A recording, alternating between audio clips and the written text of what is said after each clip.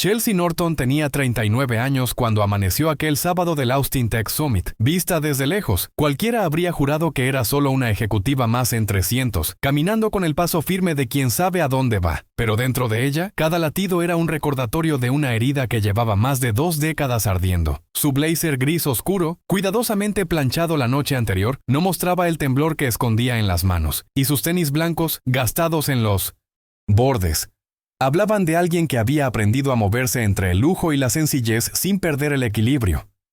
Ese día no era cualquier jornada de conferencias, era el escenario en el que todo su pasado irrumpiría disfrazado de reconciliación, y del que saldría con pruebas que nadie podría negar.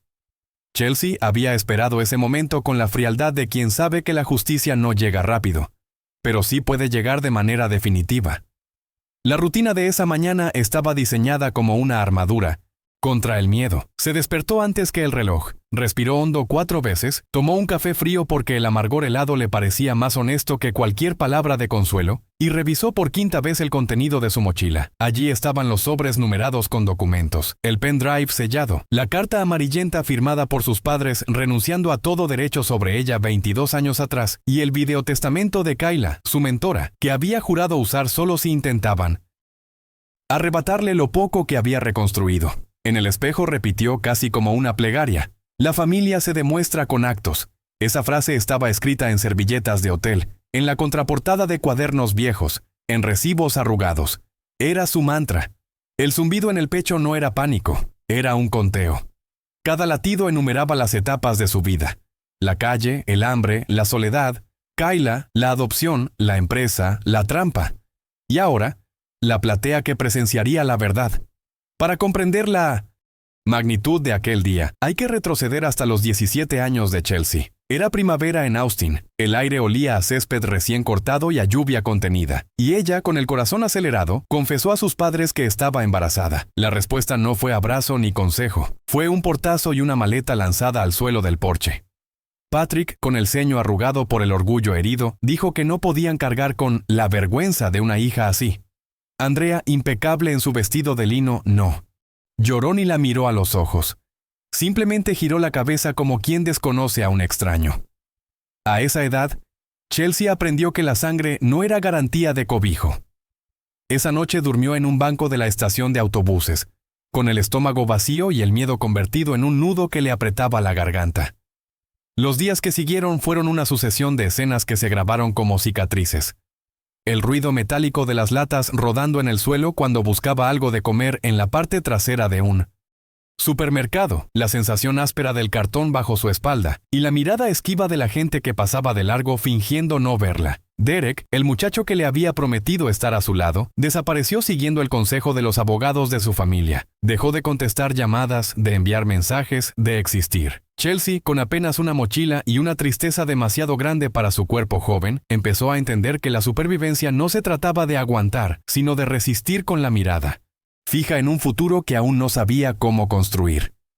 En ese vacío, en esa soledad de esquinas frías y madrugadas interminables, nacería la semilla de su transformación. Fue en ese estado de vulnerabilidad absoluta cuando apareció Kayla Rhodes, una mujer que parecía haber salido de otro mundo. Viuda, de cabello plateado recogido en un moño bajo y joyas discretas que contrastaban con la sobriedad de su traje azul marino, la encontró en un refugio improvisado en el centro de la ciudad. Kayla no ofreció lástima, sino algo mucho más extraño. Observó a Chelsea con una calma que desarmaba, como quien reconoce un reflejo propio en la adversidad ajena. No preguntó demasiado. Simplemente le abrió la puerta de un coche negro y la llevó a una suite en uno de sus hoteles. Chelsea, que hasta entonces dormía con miedo a que alguien la despertara a gritos, descubrió lo que era hundirse en sábanas limpias y escuchar el silencio amortiguado de un espacio seguro. La ayuda de Kayla no se limitó a techo y comida. Con una paciencia meticulosa, la entrenó en algo que Chelsea jamás había imaginado necesario: la estrategia. Le enseñó a leer a las personas en sus gestos mínimos, a guardar cada recibo y cada correo como si fueran piezas de un rompecabezas que un día necesitaría armar, y a comprender que la verdadera fuerza no estaba en el impulso, sino en la espera. La paciencia es un arma, si sabes cuándo dispararla, solía decirle mientras repasaban juntas balances ficticios que Chelsea debía descifrar como si fueran códigos. Fue también Kayla quien la presentó a dos figuras clave. Sean, un joven abogado con mirada incisiva y voz pausada, y Shannon Lyall, experta en seguridad digital, de pelo rojo encrespado y un humor ácido que equilibraba su seriedad técnica.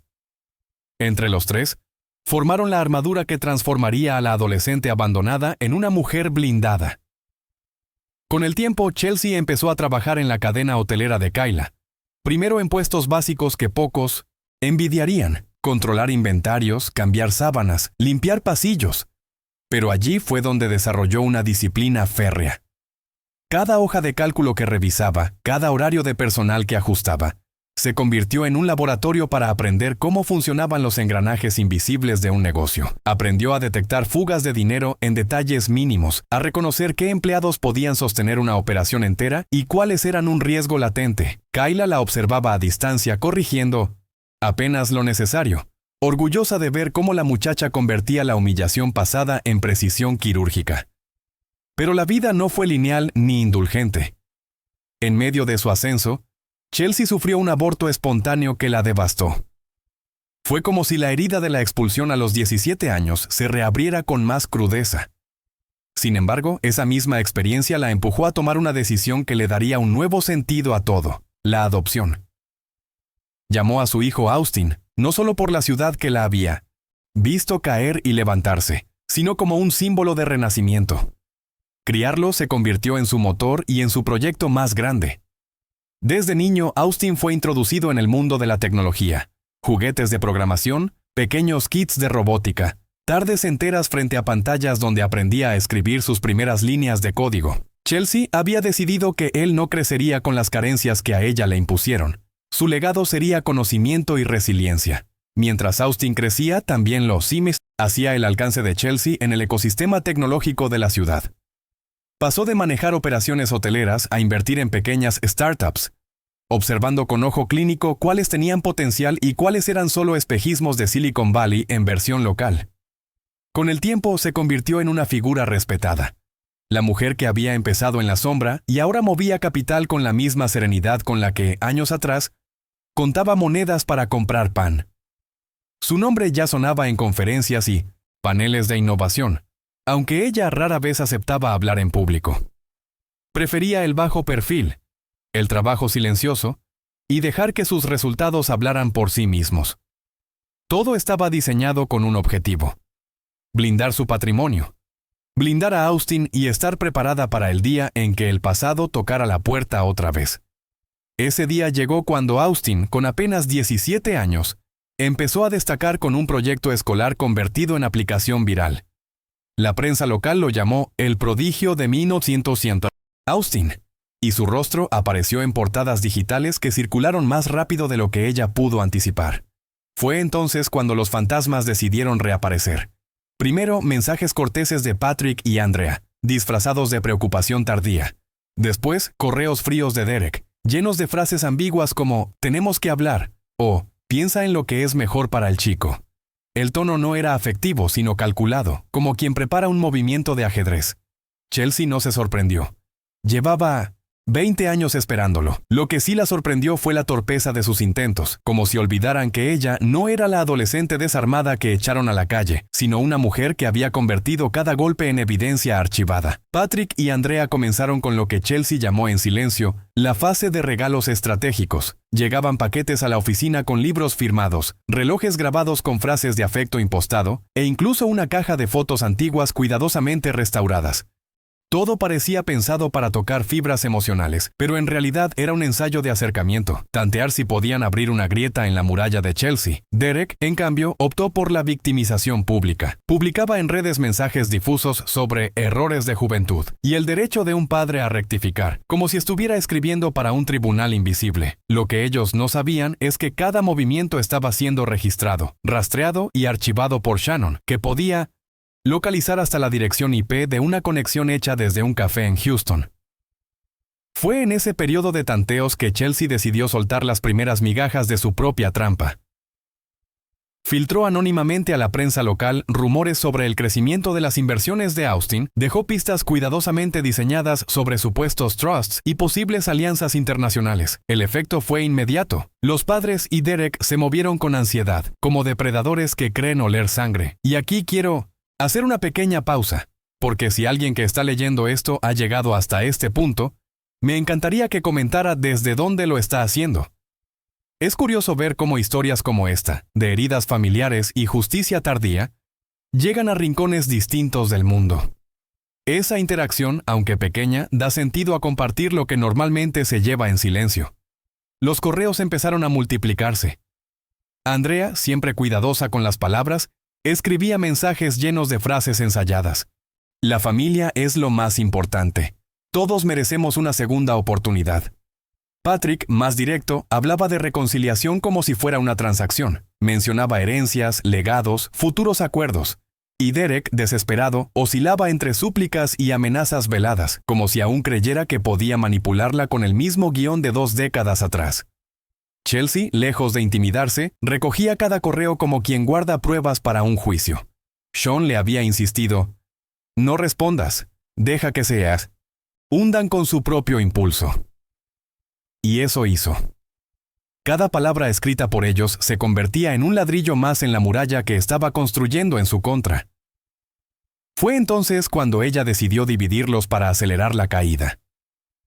Con ayuda de Shannon, enviaron mensajes anónimos sembrando desconfianza entre los tres. Patrick recibió un aviso de que Andrea estaba negociando por su cuenta. Derek leyó en su bandeja que los padres planeaban dejarlo fuera de cualquier acuerdo, y Andrea a su vez encontró supuestas pruebas de que Derek intentaba vender información sobre la familia a periodistas. La tensión se disparó como pólvora en un cuarto cerrado. Chelsea observaba todo a distancia, sin mover un dedo, dejando que la paranoia hiciera el trabajo por ella. Era el principio de la fractura que tanto había esperado, que los mismos que la habían expulsado a los 17 ahora se destruyeran con sus propias manos bajo la lupa de una estrategia que no podían ni imaginar. Cuando los padres y Derek empezaron a sospechar unos de otros, cometieron su primer error jurídico. Contrataron a un bufete menor para evaluar la posibilidad de reclamar derechos de abuelos sobre Austin, como si la biología pudiera borrar un proceso de adopción registrado hacía años. Sean, que conocía de memoria cada resquicio legal, casi sonrió al leer la notificación.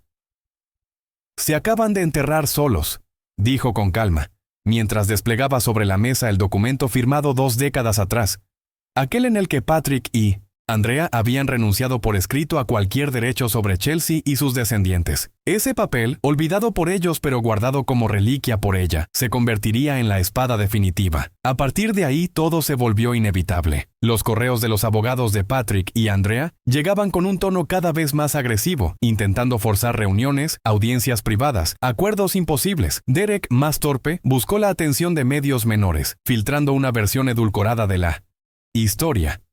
La joven abandonada que debía agradecer la segunda oportunidad de sus progenitores. Pero cada movimiento dejaba huellas, IPs rastreadas, contratos fechados, mensajes cruzados entre ellos. Chelsea ya no necesitaba intervenir, solo esperar. Shannon seguía acumulando pruebas digitales como si fueran monedas antiguas, mientras Sean estructuraba los trusts y los blindajes jurídicos que protegerían no solo a Chelsea, sino sobre todo a Austin. El tablero estaba dispuesto, y las piezas, sin saberlo, avanzaban hacia un jaque mate público. El midpoint llegó en el instante en que Patrick y Andrea presentaron una petición formal en el Tribunal de Familia. En ese momento, la línea de no retorno quedó trazada.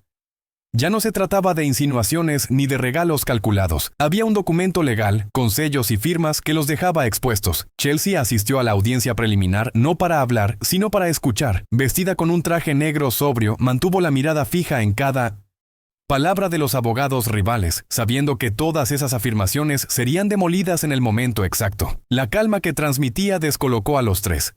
No era la hija expulsada ni la joven abandonada. Era una mujer con un ejército silencioso a su lado y con la ley en la mano. Desde entonces, la maquinaria mediática empezó a girar. Una agencia de relaciones públicas contratada por Derek difundía comunicados sobre la reconciliación familiar y la necesidad de dar ejemplo a la comunidad. Patrick intentó usar su influencia en el consejo de una inmobiliaria local para legitimar la historia, mientras Andrea organizaba cenas privadas con viejas amistades para llorar en hombros selectos, pero todo era tan burdamente orquestado que resultaba evidente. La prensa digital olfateaba inconsistencias, y los rumores de que algo no cuadraba empezaron a circular en foros especializados. Chelsea, mientras tanto, observaba en silencio, permitiendo que la arrogancia de sus antagonistas tejiera la red en la que acabarían atrapados. Sabía que el verdadero golpe no se daría en un despacho oscuro, sino bajo los reflectores del Austin Tech Summit. La preparación para el Austin Tech Summit fue casi quirúrgica. Chelsea y su equipo no dejaban nada al azar. Revisaban cada documento, sincronizaban tiempos, programaban la transmisión del video testamento de Kayla y probaban una y otra vez la calidad del archivo digital de la carta de renuncia de sus padres. Shannon incluso simuló ciberataques para garantizar que ningún tercero pudiera alterar o sabotear la presentación. Cada ensayo era un recordatorio de que la venganza no debía ser un arrebato, sino un acto medido, impecable, casi pedagógico. Chelsea no quería simplemente derrotarlos, quería que la caída fuese tan pública y documentada que no quedara margen de duda ni posibilidad de reescribir la narrativa después. Austin, ya con 17 años y consciente de la tormenta que se avecinaba, se convirtió en un aliado inesperado. Aunque Chelsea había intentado mantenerlo protegido, él insistió en estar presente durante la exposición. «Es mi historia también», le dijo una noche mientras revisaban juntos sus primeros prototipos de software. Sus ojos, mezcla de inocencia juvenil y determinación precoz, le recordaron a Chelsea por qué todo aquello valía la pena. Le entregó un pequeño pendrive azul con el logo de un programa que había diseñado él mismo para encriptar archivos. «Para que nada ni nadie pueda cambiar lo que vamos a mostrar», explicó. Ese gesto tan simple y tan simbólico se convirtió en el amuleto que Chelsea llevó en su bolsillo el día del evento, como un recordatorio de que su lucha ya no era solo por justicia personal, sino también por el futuro de su hijo. El día del evento, Austin Convention Center estaba lleno de luces, pantallas gigantes y un murmullo constante de voces que mezclaban inglés, español y acentos de todo el mundo. Los pasillos olían a café recién hecho y a equipos electrónicos, calentándose bajo la presión de las presentaciones. Chelsea caminaba entre el público con una serenidad calculada. Cada paso suyo era un latido de 20 años de espera comprimidos en esa jornada. Su credencial colgaba del cuello, pero no era eso lo que llamaba la atención. Era la firmeza en sus ojos, la de alguien que no iba a presentar un proyecto más, sino a desnudar una verdad que muchos habían intentado enterrar.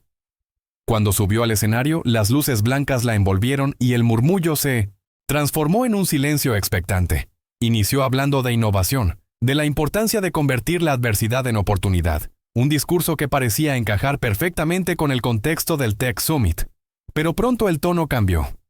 «A veces», dijo pausando, «la verdadera innovación es sobrevivir cuando todo parece perdido».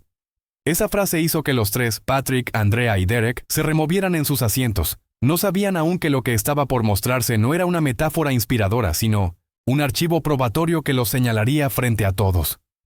Chelsea respiró hondo, tomó el control remoto de la presentación y dio el primer clic. La primera imagen proyectada en la pantalla gigante fue un video en el que aparecía Kayla Rhodes, con su cabello plateado y la voz pausada de quien sabe que sus palabras tendrán eco más allá de su muerte. En esa grabación Kayla hablaba de la verdadera definición de familia. La familia no siempre lleva tu sangre, la familia es quien se queda cuando todos los demás te abandonan. El auditorio guardó silencio absoluto. Chelsea sentía un nudo en la garganta, pero también una calma profunda.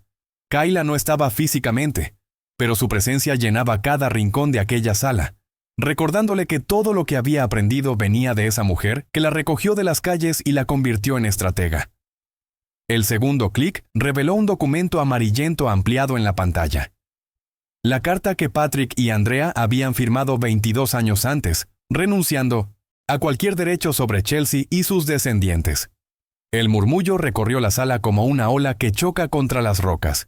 Algunos asistentes alzaron cejas, otros sacaron fotos rápidas con sus móviles. Patrick, en primera fila, palideció al ver su propia firma magnificada para cientos de personas. Andrea bajó la mirada y Derek apretó los puños en un gesto inútil. Era imposible negar lo que estaba frente a todos. Habían desechado a su hija y ahora pretendían reclamar lo que por voluntad propia habían abandonado. El tercer clic fue todavía más devastador. En la pantalla aparecieron capturas de correos electrónicos y mensajes digitales, todos rastreados legalmente por Shannon. Allí se leía con claridad cómo Patrick negociaba a espaldas de Andrea, cómo Derek planeaba vender información y cómo Andrea intentaba mover hilos sociales para manipular la narrativa. Cada palabra escrita se convirtió en un proyectil contra su propia credibilidad. El público, compuesto en su mayoría por líderes del sector tecnológico, entendía perfectamente el peso de esas pruebas digitales. No eran simples acusaciones, era un mapa completo de conspiraciones familiares que se desmoronaba ante los ojos de todos. El último golpe fue el más inesperado para ellos. Chelsea reveló que Austin había sido adoptado legalmente, lo que convertía toda la estrategia de sus padres y de Derek en un absurdo jurídico. No existía un nieto de sangre que reclamar, y además, el aborto espontáneo de su adolescencia invalidaba por completo la narrativa que intentaban sostener. Las palabras resonaron con la fuerza de un veredicto. No hay vínculo legal ni biológico que les dé derecho sobre mi hijo. Y sobre mí, ustedes renunciaron hace más de 2 décadas. El silencio en la sala era tan denso que parecía absorber el aire. Y fue justo en ese instante que oficiales de justicia ingresaron discretamente para entregar órdenes de restricción directamente a Patrick, Andrea y Derek delante de toda la audiencia. El estallido fue inmediato. Algunos en el público aplaudieron, otros grababan con sus teléfonos y muchos simplemente observaban con incredulidad lo que parecía una escena de película, pero que era dolorosamente real. Patrick intentó levantarse, pero un oficial lo detuvo con firmeza. Andrea sollozaba en silencio, incapaz de sostener la mirada. Derek, con el rostro rojo de furia y vergüenza, murmuraba insultos que se perdían en el eco del auditorio. Chelsea no celebró ni sonrió. Se mantuvo erguida, con una serenidad que era fruto de años de espera. No se trataba de un triunfo estridente, sino de una justicia ejecutada con precisión quirúrgica frente a los mismos que habían querido borrarla de la historia. Mientras los asistentes comentaban entre susurros y las cámaras transmitían en directo cada gesto, Chelsea tomó un respiro profundo y agradeció al público su atención. Cerró con una frase que quedaría registrada en titulares. La familia no se impone ni se negocia. La familia se demuestra. Con actos. La ovación fue unánime. En ese instante comprendió que su lucha personal ya no era solo suya. Era un mensaje para cualquiera que hubiera sido rechazado, humillado o abandonado. Y si tú que estás leyendo has llegado hasta aquí, quizá puedas compartir esta historia, dejar un comentario o contar desde dónde la sigues, porque cada voz que se suma recuerda que nadie debería enfrentar la soledad de aquella expulsión inicial. La viralización no tardó en llegar. En cuestión de horas, el vídeo del Austin Tech Summit circulaba por todas las redes sociales, acompañado de titulares que hablaban de la hija expulsada que destruyó la codicia de sus padres en público. La inmobiliaria donde Patrick aún ocupaba un puesto de consejo convocó una reunión de emergencia. En menos de una semana fue destituido y los contratos comenzaron a caer en cascada. Andrea, que siempre había vivido de apariencias sociales, vio cómo sus invitaciones a cenas y reuniones desaparecían. Los que la habían considerado un pilar de la comunidad ahora evitaban siquiera responder sus llamadas. Y Derek, por su parte, se encontró con algo más contundente. Una auditoría fiscal que destapó años de deudas y fraudes menores acumulados, hundiéndolo en un proceso del que no podría escapar. Chelsea no buscaba prolongar la humillación de los tres. Bastaba con que enfrentaran las consecuencias de sus propios actos. Su enfoque estaba en otra parte. En la creación de la Fundación Kayla Rhodes. Con una dotación inicial de $1 millón, la fundación nació con un objetivo claro: brindar alojamiento temporal, formación y asesoría legal a madres solteras en situación de vulnerabilidad. Chelsea no quería que nadie volviera a pasar por las noches de frío y cartón que ella había conocido. La primera beca de la fundación fue entregada a una joven programadora, casi de la misma edad que ella tenía cuando fue expulsada, simbolizando un círculo que finalmente se cerraba. Austin, conmovido al ver el alcance del legado de su madre, participó activamente en los programas de la fundación. Daba talleres de programación básica a adolescentes, explicando cómo una idea sencilla podía convertirse en un proyecto capaz de cambiar su futuro. Verlo en un aula improvisada, rodeado de chicas y chicos con portátiles donados, era para Chelsea la confirmación de que su dolor no había sido en vano. El chico que había sido objeto de codicia y disputa se convertía en inspiración, en motor de un cambio que trascendía la herida familiar. Para ella, esa imagen tenía más valor que cualquier contrato o titular. Los días posteriores al escándalo fueron un torbellino de entrevistas, invitaciones y solicitudes de colaboración. Chelsea aceptó solo algunas, cuidando siempre de mantener el foco en la fundación y no en la venganza. Cada vez que hablaba en público, repetía la frase que Kayla le había dejado como herencia. La paciencia es un arma, si sabes cuándo dispararla. Y si tú que estás leyendo, llegaste hasta este punto, quizá quieras dejar un me gusta o contar desde qué lugar del mundo estás siguiendo esta historia.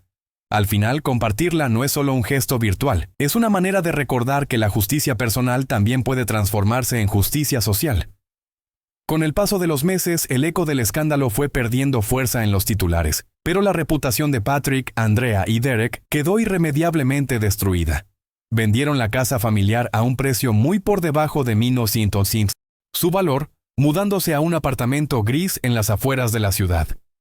Pasaron de recibir atenciones y favores a ser figuras incómodas, evitadas en espacios sociales. Chelsea, en cambio, había logrado lo opuesto.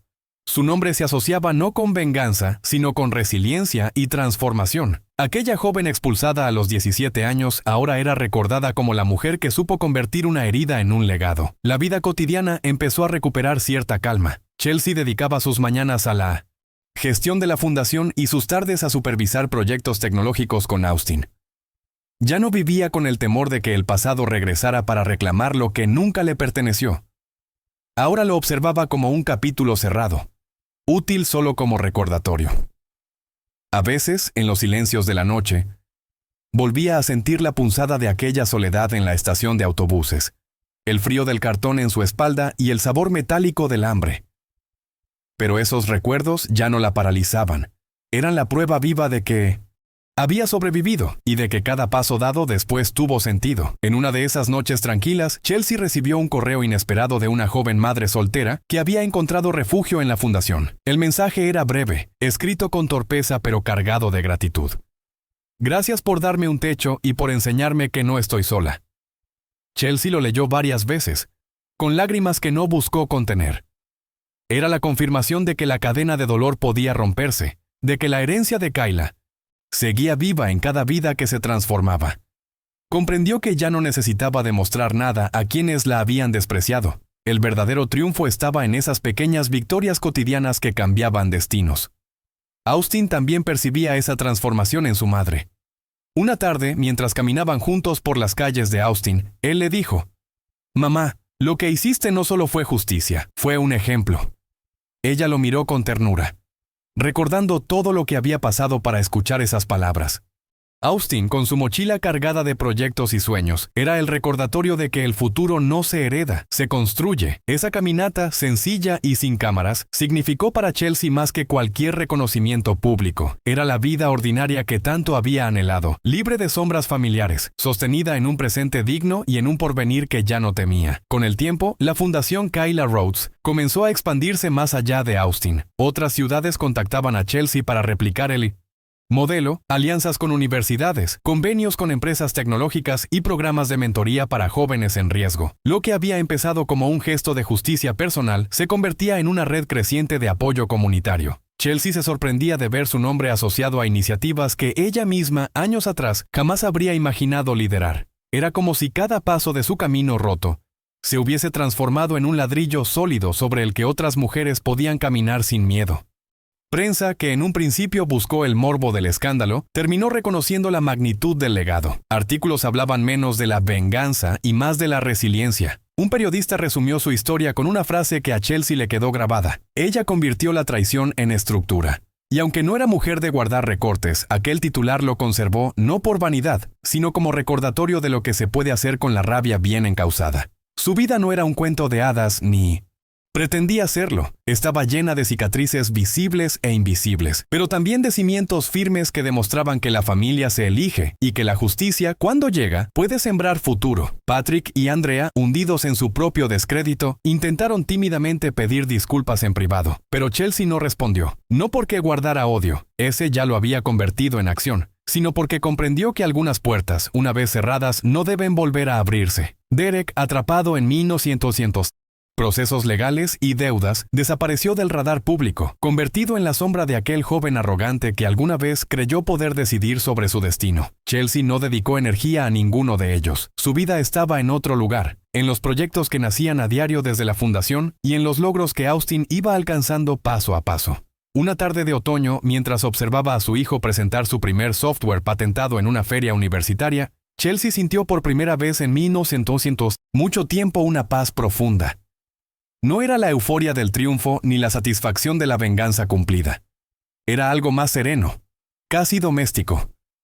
El eco de los aplausos, la sonrisa orgullosa de Austin y el recuerdo de Kayla la acompañaban en un mismo instante, como si el pasado, el presente y el futuro se hubieran alineado para mostrarle que todo había valido la pena. En ese momento supo que, aunque la herida de los 17 años nunca desaparecería del todo, ya no definía su vida. Lo hacía él, legado que había construido. El eco de aquella feria universitaria quedó grabado en su memoria. Chelsea caminaba entre los pasillos llenos de carteles y prototipos, observando cómo Austin explicaba con pasión su proyecto a desconocidos que lo escuchaban fascinados. En ese instante recordó a la joven que una vez buscó comida en la parte trasera de un supermercado y comprendió que el ciclo se había roto. Ya no era la adolescente rechazada ni la madre temerosa de perderlo todo.